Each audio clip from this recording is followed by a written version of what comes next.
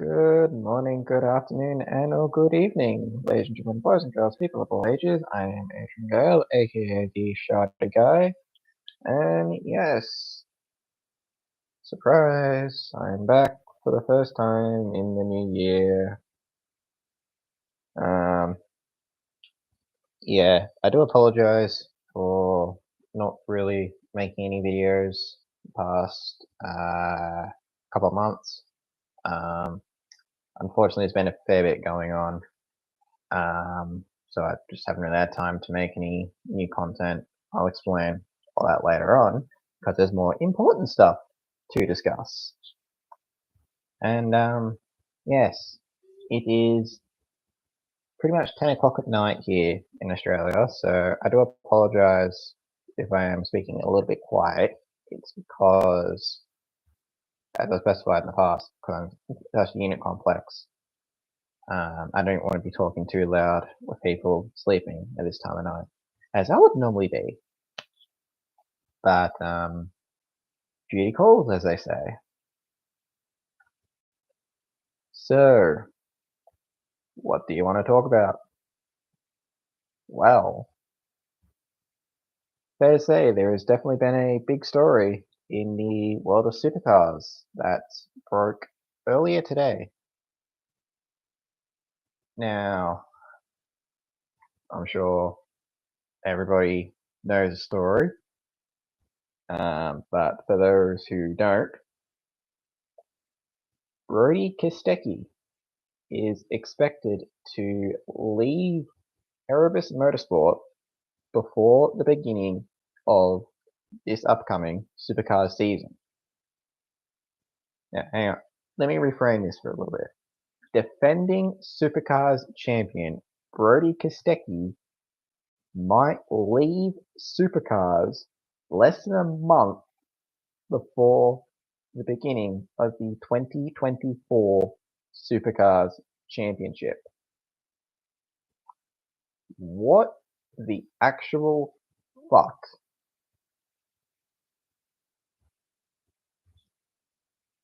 So the reason why I'm a little bit late in making this stream is because I had both my jobs today, so I haven't had time to make anything until now. But I have had a lot of time to kind of think about it and really digest the story and kind of make me think on little bits and pieces that might have linked it all together. And at the end, whilst it's not confirmed, I'm going to say my theory for what's transpired here to cause the major split. So, the first major source that broke it, as far as I'm aware, it was by Speed Cafe, who are pretty much the main motorsports forum in Australia, and they cover sports not just in Australia but all around the world, like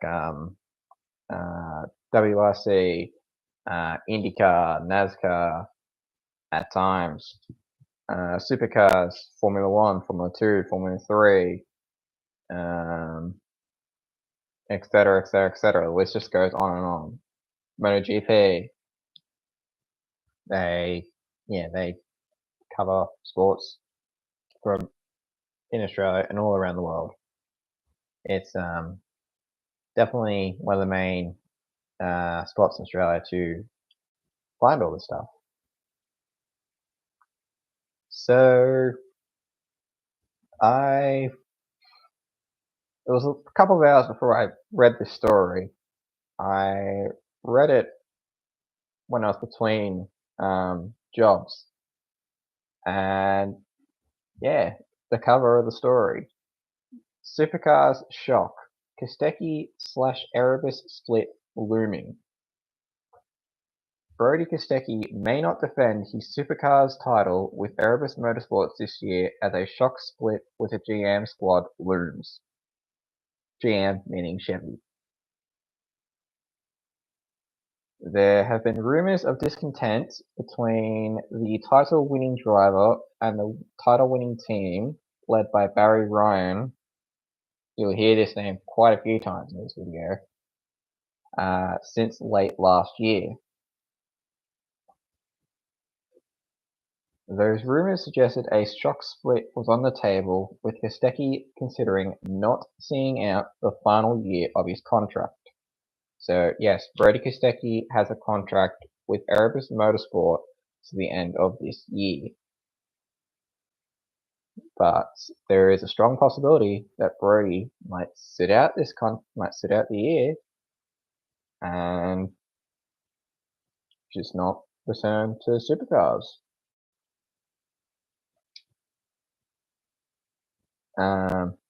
Yes, Speed Cafe can now reveal that Koistecki has indeed decided to leave the team and is likely to be on the sidelines for at least the start of 2024.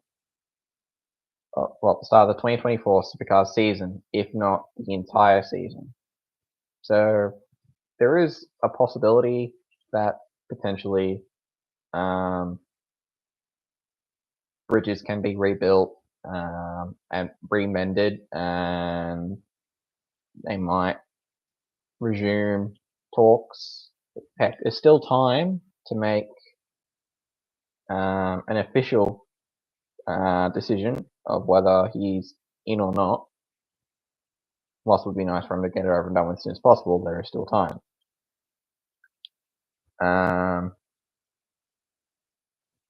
It is thought that a replacement has been lined up, with Todd Hazelwood the favourite to take over the 99 Camaro. So the ride will then be renumbered because Brodie was going to run number 1 this year, as he was the defending champ. So we're going to see the return of number 1 in supercars for the first time, I think, since 2017, I think, when Jamie Whincup won the title. I'm pretty sure he ran the number 1 when he won it. And then, yeah, Scott McLaughlin didn't, SVG didn't, although he did run it once, and it kind of turned into a bit of a shit show, so we kind of made sure he never ran that one again. Yeah, would have been since Whincup's last title. But yes, Todd Hazelwood is favourite to take over the seat, as he was expected to be one of the co-drivers for the team. I presume he would have been for LeBrock, because David Russell was already supposed to be with Koistecki, or at least to presume he was supposed to be with Koistecki. Hazelwood has long been expected to be named as Erebus co-driver for this year. The fact the deal hasn't been announced a clue that he could be promoted to a full-time seat. Yeah, Koistecki and his management were unavailable for comment. More to follow. So, I will point out straight away. So nothing is for certain. Nothing is confirmed. It's just from their sources that that Brodie Koistecki and Erebus Motorsport have decided to part ways with pretty much 3 weeks, with 3 weeks notice before their season starts at the Bathurst 500. Now, of course, throughout the day, there have been a few more different articles that have been posted. I haven't had time to read them all, because a lot of them probably Control-C, Control-V. But one of them that did catch my eye was by Fox Sports, who are another well-known motorsport source, and they even have the TV rights for the supercars. So you would expect that these riders know what the fuck they're talking about. And yeah, they posted this at 2:27 p.m. So about 7 hours ago, as I'm making this video. Reigning Supercars champion Brodie Koistecki is reportedly on the brink of a shock split from Erebus Motorsport amid rumours of a falling out with the team and CEO Barry Ryan. The 26-year-old led Erebus to a maiden Supercars driver and teams championship after a decade of racing, but could withdraw from the final year of his contract with less than a month before the season begins. Then they once again referred to the Speed Cafe article where they said Koistecki had, according to Speed Cafe, he's decided to leave, and Todd Hazelwood is rather expected to take over the ride. News Corp,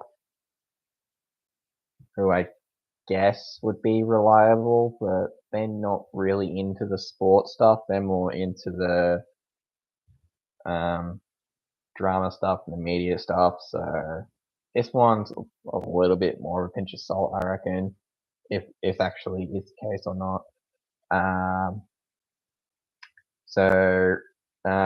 Last year's talks were taking place Tuesday, which is today, I presume, in an attempt to convince him to stay.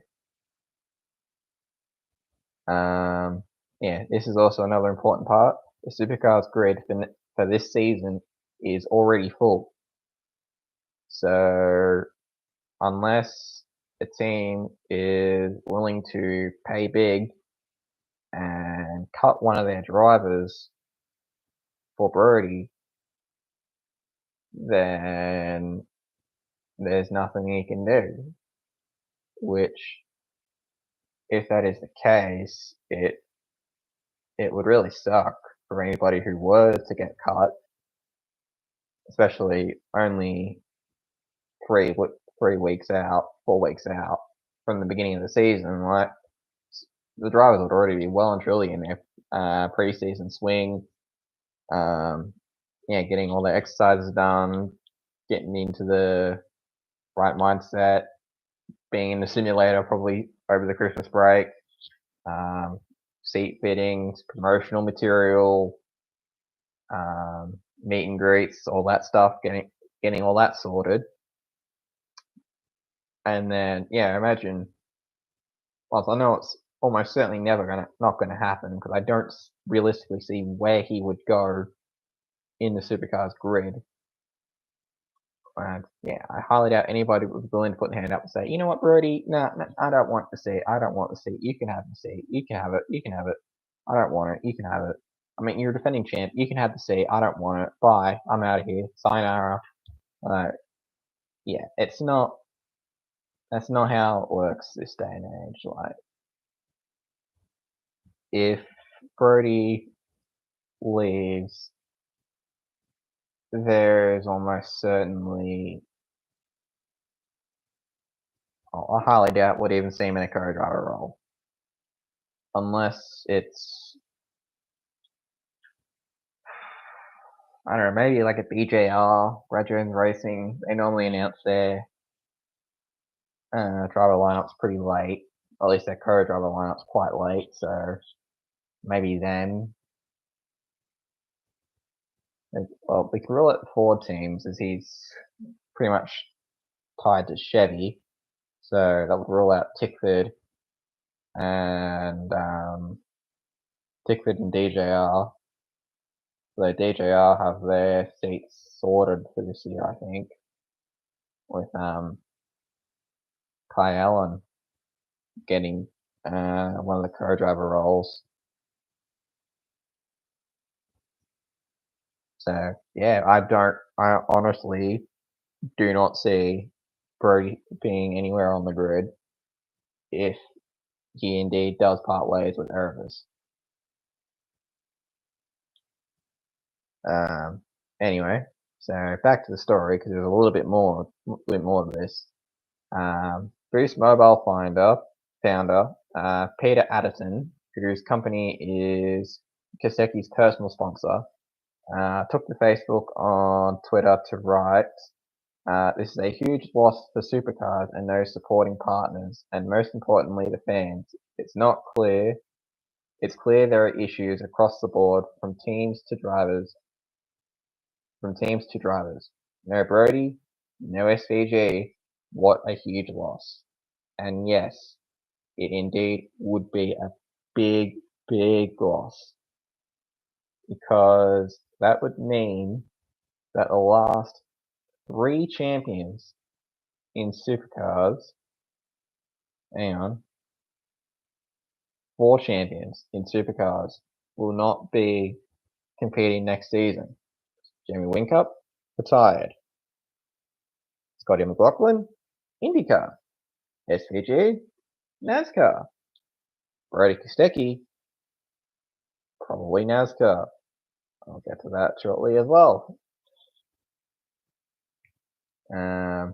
But Bruce and Motobile X will continue to support Brodie as we always have, which I'm not too surprised that his sponsors would stick around with him, considering, they've been with him in supercars for,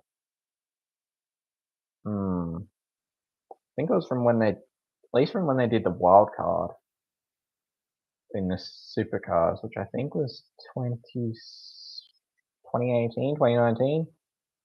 So it's been a nearly 5-year partnership between the two. So I would have been very, very confused if Bruce did turn around and say, nah, we're not going to sponsor Brodie anymore. Nah.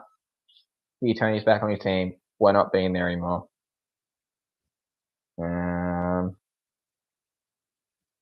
It is a major blow for Erebus, who have already lost young gun Will Brown to Triple Eight, who replaced the seat vacated from SVG after he, of course, has gone off to NASCAR. Amazing how the circle of life happens. Koistecki drove the 99 Chevrolet Camaro to 6 wins and 10 pole positions with 18 podiums across the 28 races. He also made his NASCAR debut last year with Richard Childress Racing, RCR, with Childress in November telling multiple outlets the plan was for Koistecki to run up to 5 NASCAR Cup events in 2024. Hopefully we can race him 2 or 3 times on road courses. Childress told Fox Sports, but I want him on an oval. He's raced on them earlier in his career. That is, of course, alluding to when he used to compete in ARCA back in the day. Or whatever the previous name for ARCA was. It's completely slipped my mind. So Brodie has some oval experience, and Richard Childress wants to give Brodie the opportunity to race on more ovals this year. Now, there is a little bit of history with Erebus Motorsport and drivers leaving their contracts early.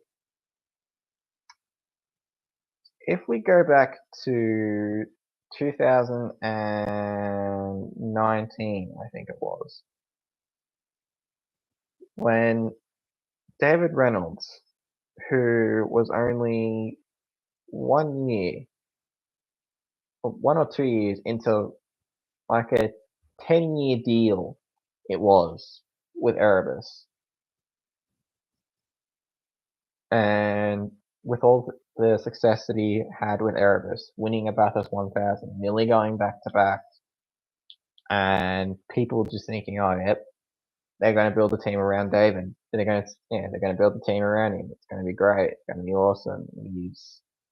He's going to take Erebus Motorsport to the front. He's going to challenge the Triple Eights, the DJR Team Penske's, because Team Penske was still around at that stage. But out of the blue,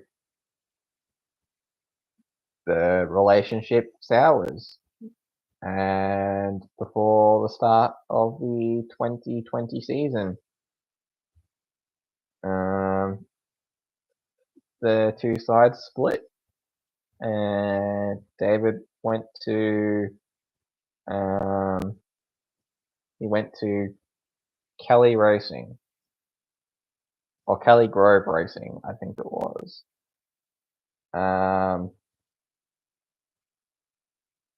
And whilst it wasn't confirmed, it was widely speculated that Barry Ryan and David Reynolds had a major fallout, and they just didn't see eye to eye. Actually, it was 2021, or between the 2020-21 season, that this happened, and people thought out of nowhere, like, what? Hang on, what? What do you mean David's leaving Erebus? What the hell's what's going on? Like, those two were getting along so well. Like, what's going on? Like, and yeah, people didn't really know how to react to it. And unfortunately, to this day, I don't really think there's been a clear explanation from both sides. And I don't think there ever really will be a clear explanation for what exactly caused the two sides to part ways so suddenly. Excuse me. And coincidentally, the two drivers who got the rides after David left, and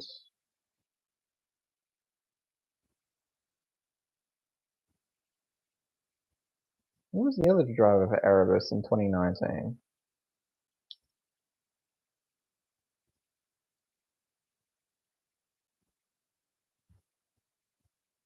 I know it was Reynolds in one car. Who was in? Oh, hang on. It was it was Deep Pasquale, who of course went to DJR when Scott McLaughlin left. Duh. Far out. It's too late for this shit. So yeah. Then having those two different drivers changing in that one year, and then it seems like it's happened once again with Erebus, with Will Brown leaving to go to AAA, and Brodie Koistecki vamoosing off. Apparently, both drivers leaving were for the exact same reason. They didn't really get along, or they kept butting heads with Barry Ryan, the team principal of Erebus Motorsport. So it's definitely interesting seeing this all happen again, where drivers are leaving a team for the exact same reason, and because they are butting heads and not getting along with the team principals.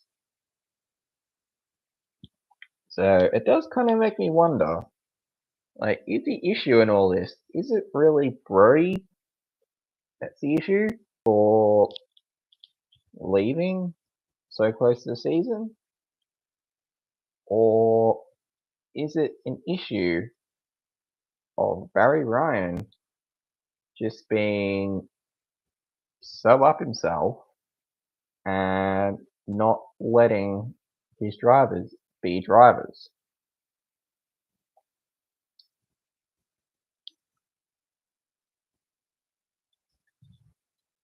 So I've kind of, with all the thinking over the past 12 hours, I think I have slowly picked together what has exactly happened here. So this is my theory. for what's happened. Don't quote me on this. I don't exactly have. I'll try to explain my explanation as best as I can, but obviously it's not 100% certain. And if I'm right, cool. If I'm not, I'm not. So, there are three sides to the story. Brodie Koistecki, Erebus Motorsport, Richard Childers Racing.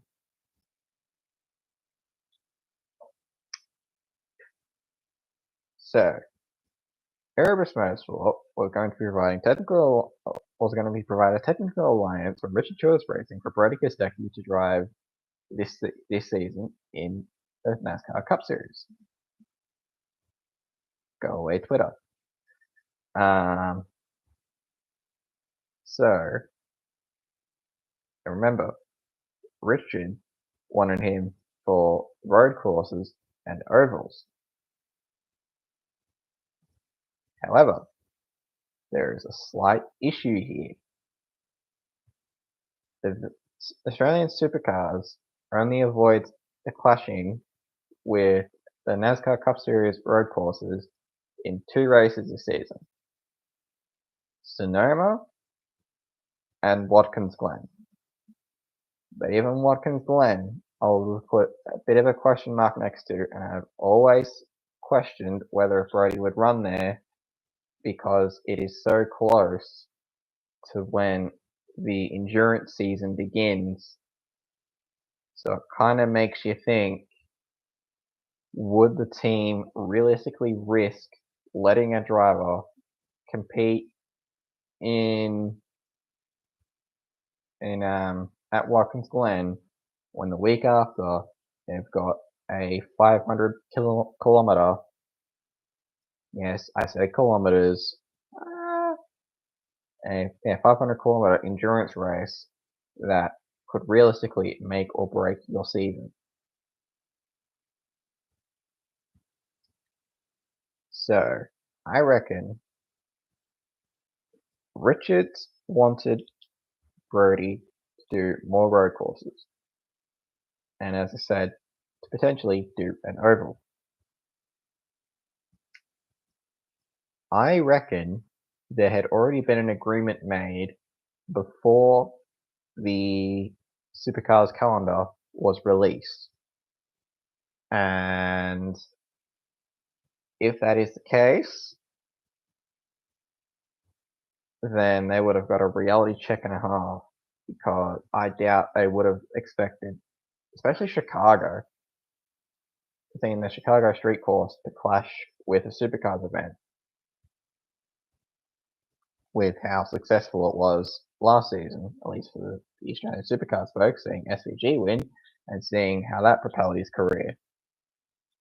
And yeah, potentially Brodie saw that and thought, hang on, I want to have a go at Chicago. I want to do it. I want this race to be on my schedule in 2024. And potentially, initially they've said, all right, yep, that's cool. Erebus said, yep, that's fine. We'll support you on your NASCAR endeavors. We'll help out with RCR, and we'll do what we have to do, because even remember, just a couple of months ago, Richard Childers Racing was at the Adelaide 500 with the support, supporting Erebus in their stuff. And also, remember, there is a rumor going around of a potential wild card in the Adelaide 500 of all people, Kyle Busch, to drive in the Supercar Series. Amazing! Imagine if that happened, and how much of a bloody whirlwind that would be if a two-time Cup Series champion, Kyle Busch, decides to run a Supercars race. It would be mind-boggling. So yes, there has always been a very strong relationship because heck, hang on, no, not Erebus, Richard Childress has a Commodore from Erebus's affiliate team, Image Racing. They've got an old VF Commodore up at their shop to help out with I think it's just to help with sim work and yeah, get used to being in the car and all that. So yeah, there's been a very strong relationship between the two for quite a while, even before Brodie ended up going to Supercar. Anyway, so back to my method, or back to my possibility of an explanation. So Brodie and RCR and Erebus have decided on the 5-race schedule. This is no, I don't think it would have been decided on at the Adelaide 500. I'd say it's been decided beforehand. And then yeah, the calendars come out and they've realized, oh shit, hang on. Cool your farm, Brodie. We've got a bit of an issue here. And the issue being that the majority of the road courses clash with supercars events. But remember, Indy is not a road course anymore. They're going back to the oval. So even if that was free, it's not a road course, it's an oval now. So there's not much that can be done.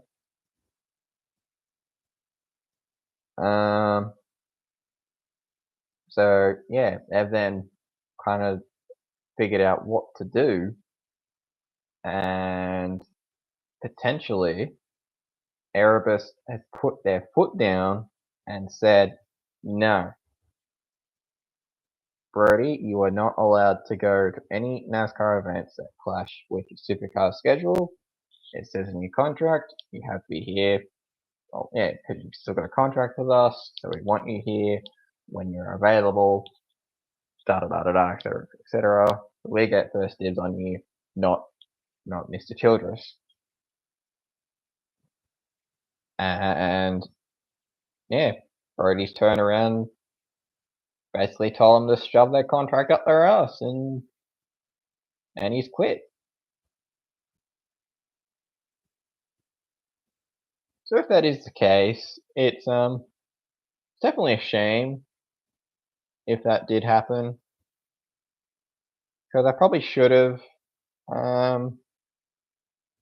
met Brodie last year when I had the opportunity. Did I see this coming as a possibility? I mean, if Indy went really, really well, I reckon I could have seen something coming, like a similar situation to an SVG where the team just goes, yeah, you know what, we'll let you go, we'll let you live your American dream, and yeah, have fun, and yeah, we'll see you when you see ya. But yeah, with Brodie still having the contract for this season, I thought, yeah, Brodie will probably want to at least hang around for this season, see how things go, get a little bit more experience. And yeah, if he chooses to go there full time, he can go there full time from 2025 when he's free to do as he pleases. He's got no contract, so Erebus can't fucking stop him from leaving. And yeah, Erebus have been known to pretty much say, look, if you want to go, go. We're not going to get in your way. Which is, yeah, how they pretty much explain the Will Brown situation and the David Reynolds situation.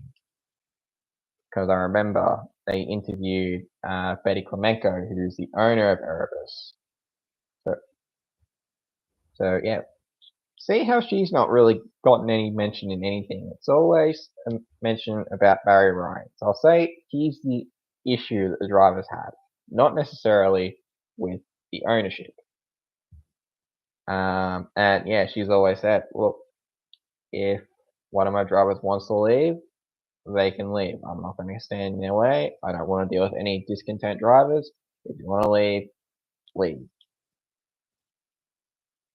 Yeah, if you want to leave, good luck to you. If you want to stay, cool.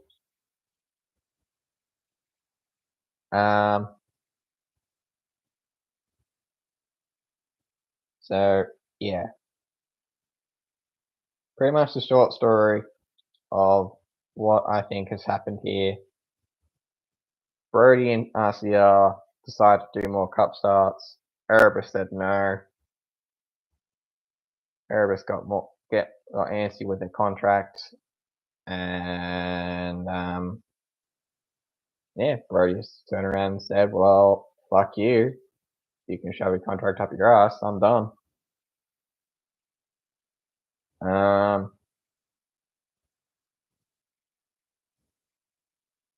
So I guess where does this leave the state of supercars?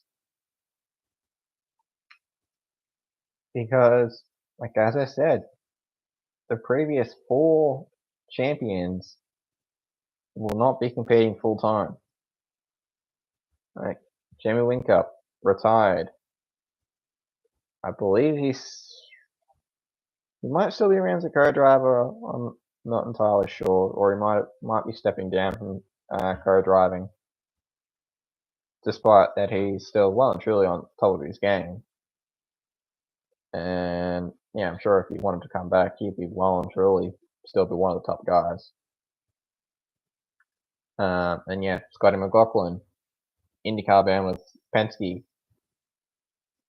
There's pretty much no way he's coming back anytime soon. Yeah, since he's still immersed in the IndyCar program now. Yeah, it'd be a bit difficult for him to come back and fully immerse himself in the supercars in such a short period of time. And then, yeah, SVG, going back to NASCAR, or going to NASCAR full time. I still reckon Red Bull did do everything in their power to try and coerce Shane into being available to race this year. But yeah, I'd say Trackhouse slipped a bit of money under the rug and said, look, we'll give you this much and we'll have you drive it full time. And Red Bull said, all right, we're not going to stand in your way anymore. You can have them. So that would then just leave 2 champions on the grid. And one of them I actually completely forgot is even still racing full time this year. Is 2015 champ. Oh god.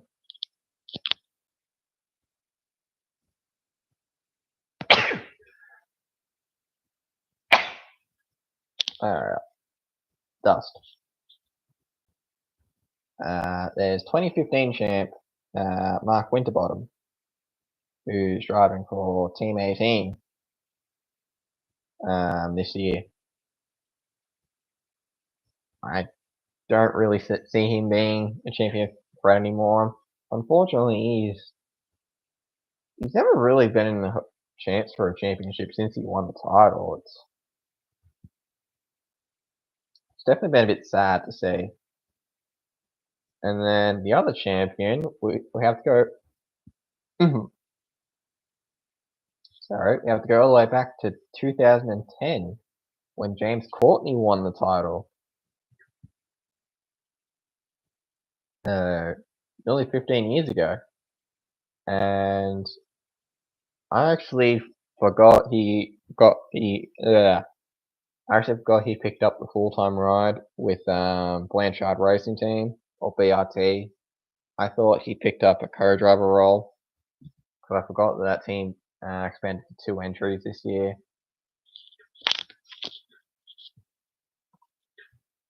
And Plus, it's just a heat of the moment. Yeah, getting off an 8.5 hour day and kind of not really digesting everything and thinking, oh yeah, James Courtney's still around, or looking up, oh yeah, James Courtney's still got a ride. I guess that kind of proves how ambiguous James's career has been the past 5 seasons. Like, can't, I guess, really since he left, well, Walkinshaw and Andretti now. Back then it was HRT. Kind of since he left there, he's kind of been everywhere. He was with Team Sydney for a while, for a blink and you miss it moment. And yeah, then he ended up at Tickford. And that's where he was until this season, where he left when that team downsized to 2. And yeah, now he's with Blanchard Racing. So it would be interesting to see how he goes in that car, as that team's really not the best. But yeah, we'll see what he can do, I suppose.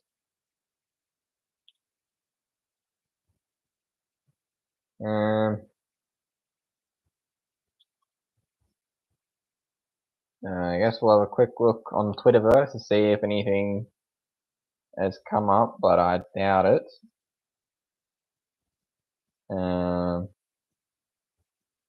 But yeah, pretty much everybody in the supercars world has the exact same thought as I had when it originally came through. It was like, what? What the fuck? What's happened? What do you mean Brodie Koistecki's left? Like, what? How? Like, there was no real rumors going around that he was discontent. There was nothing until today. And I mean, even Brodie's been fairly quiet on Twitter, so I don't exactly know. So Brodie still is yet to comment on the situation. I would say if anything was going to happen, they would wait until both sides are happy with what they're going to say, and if contracts need to be signed and all that, just get it over and done with.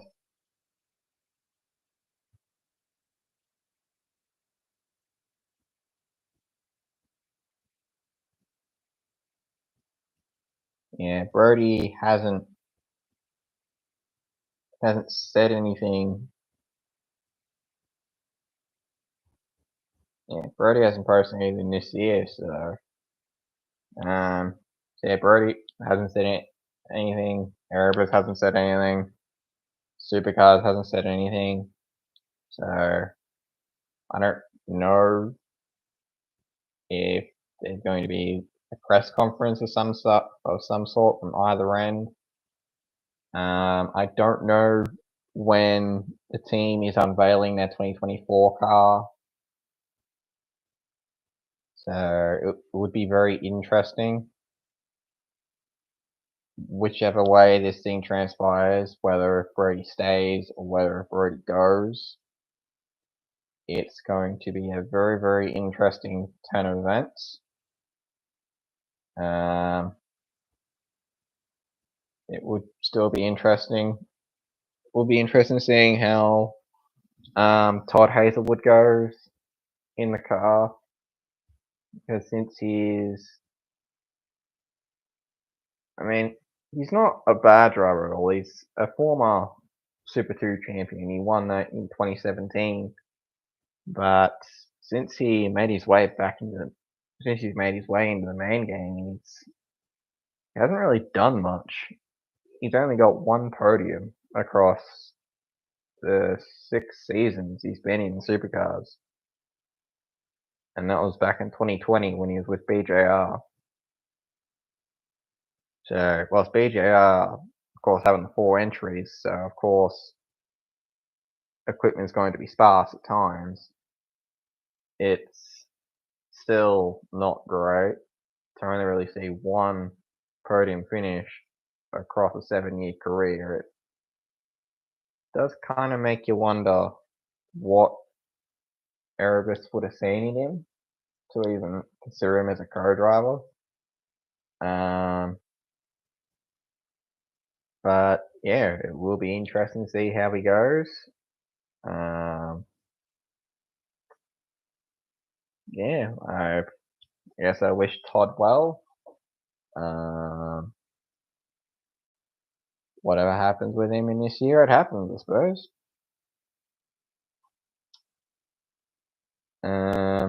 So I guess before I do end this, as it's far out, nearly 20 to 11 at night here in Australia. Why the fuck I've decided to do this, I have no idea. I guess I'll end this with a quick little update on what's exactly happened with this channel. Basically, to summarize it in a few facts, work and computer. I've pretty much been at work quite often, really over the Christmas break and beyond.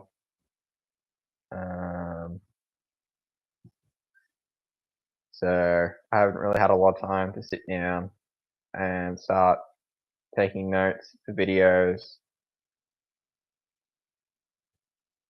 and anything of that nature. And now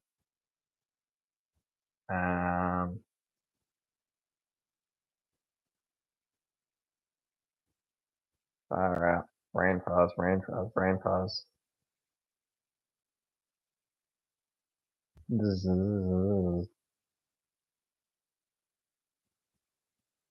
Oh, yeah, I only made this video just in the heat of the moment.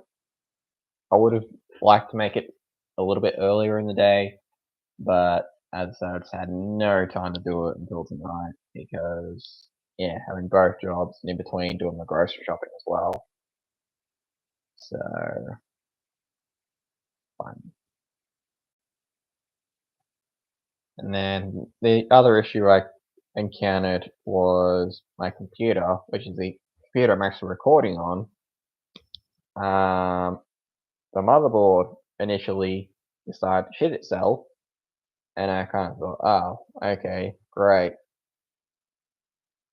There goes the motherboard, there goes my computer, there goes all my hard work of making videos, because, well, yes, I do have, whilst I did have them on a USB, I didn't have anywhere to view these Word documents.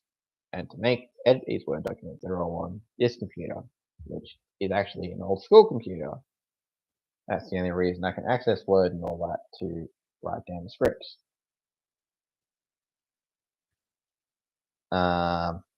But by some bloody miracle, the day before I went to take the computer to the local IT specialist because it went on Friday night, and of course nothing was open Friday night, and yeah, I didn't want to go on Saturday.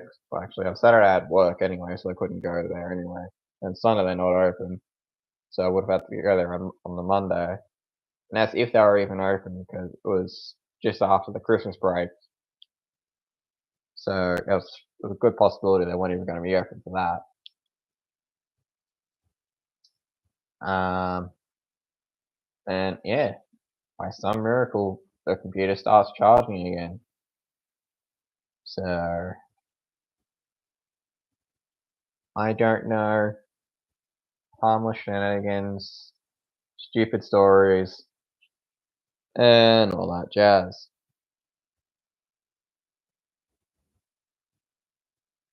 Ooh, far out.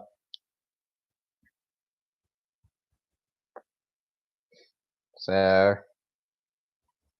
I am still planning on making the history of Aussies in NASCAR video, but obviously with the news of Australians going to NASCAR constantly changing, I don't really feel like there's a good reason to make this video if within 24, 48 hours the story changes again. And congratulations, your video is old news. So I don't want that to happen. So I kind of want to wait until, well, initially I was waiting to see this Cam Waters news to get finalized. Because there's a possibility that he will also compete at the Chicago Street Course, which will mean that he will skip the round at Townsville this year. Which, yeah, it'd be a major shock if he does, and a major bloody wake-up call for supercars. Because then there really won't be any big names there. Because, like, I guess Brown will kind of be the new face of Chevrolet. Maybe Feeney. He's still kind of,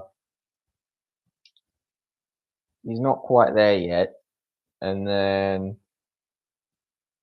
yeah, Cam Waters has always been the face of Ford, really, since day one. And yeah, if he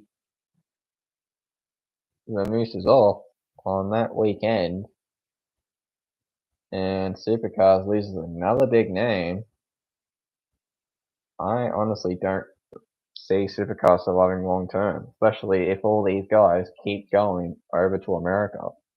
Because then nobody will want to, because their naming rights won't hang around, their network deals won't hang around, because I doubt they would want to see like 5, 10 guys turn and say, you know what, nah, we're not going to race here anymore, we're going to race in the States. Right, so they're not going to bother wasting money on that when they're just going to broadcast the NASCAR races, because that's where all the popular guys are.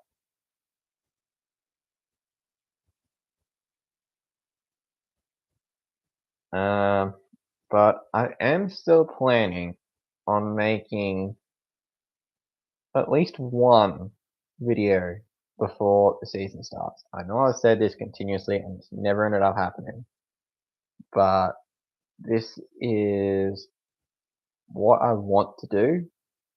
But this is one I've been planning on doing for a little while, but I'm just waiting for the right time to write the scripts, get all the details, and then get it posted.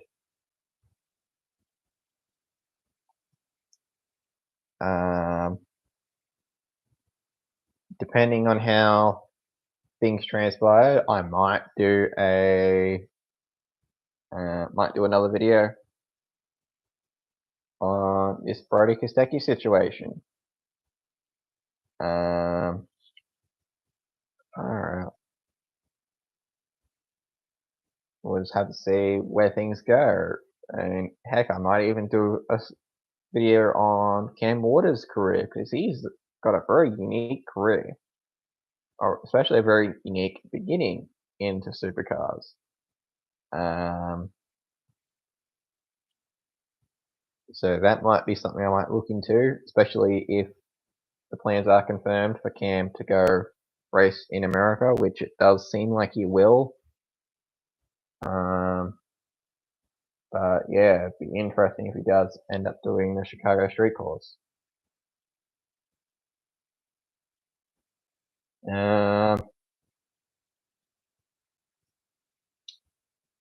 That's about everything I needed to say.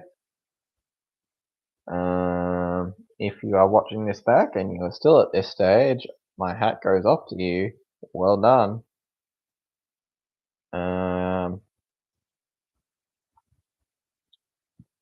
yeah, we'll just have to see where the situation goes. So, like, share, and subscribe.